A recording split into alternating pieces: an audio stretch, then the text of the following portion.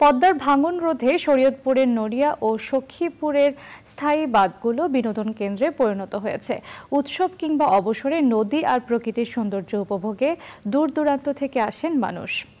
জাজিরার রূপসী বাংলা এভিনিউয়ের কাজ শেষ হলে এই অঞ্চলে নদী ভিত্তিক পর্যটন কেন্দ্র গড়ে উঠবে বলে আশা করছেন জনপ্রতিনিধি সহ স্থানীয়রা।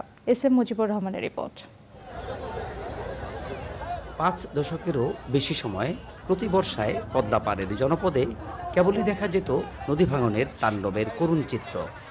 ২০১৯ সালে মুলফতগঞ্জে স্থায়ী রক্ষাবাঁধ নির্মাণের পর থেকে পাল্টে গেছে দৃশ্যপট। ২০১৮ সাল পর্যন্ত পদ্মার ভয়াবহ ভাঙনের আতঙ্কের জনপদ ছিল এটি।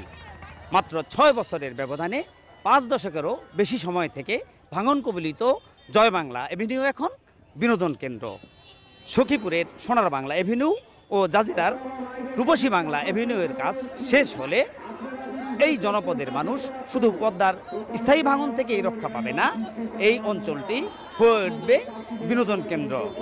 সেই প্রত্যাশার প্রহর গুনছে শরীয়তপুরবাসী। শহুরে জীবনের ছুটে চলার ক্লান্তি দূর করতে অনেকেই ছুটে যাচ্ছেন নদী তীরে। আমরা এই জায়গাটাকে খুব ভয় পাইতাম, নদী ভেঙে গেছে, সকালে বাড়ি ঘর। এখন এই জায়গাটা এত সুন্দর হয়েছে, দেশ বিদেশে সবাই ঘুরতে আসে। যে কোনো বন্ধ উৎসবে আমরা এখানে আসি। আগে এরকম ছিল না, এখন নতুন করে করছে, তাতে মানুষজন আসছে, সবাই এনজয় করছে। শরীয়তপুর জেলার সব থেকে বড় বিনোদন কেন্দ্র হচ্ছে এই জয় বাংলা এভিনিউ। ভাঙন কবলিত এলাকা আজকে পর্যটন এলাকায় পরিণত হয়েছে। এর আগে এসেছিলাম, এরকম ছিল না। এখন দেখতে পাচ্ছি যে অনেক সুন্দর পরিবেশটা হয়েছে, বিভিন্ন জায়গা থেকে দর্শনার্থী আসতেছে। নদীভিত্তিক বিনোদন কেন্দ্র গড়ে ওঠার সম্ভাবনাও তৈরি হয়েছে এসব বাঁধ ঘিরে। সোনার বাংলা এভিনিউর কাজ দ্রুত গতিতে এগিয়ে যাচ্ছে।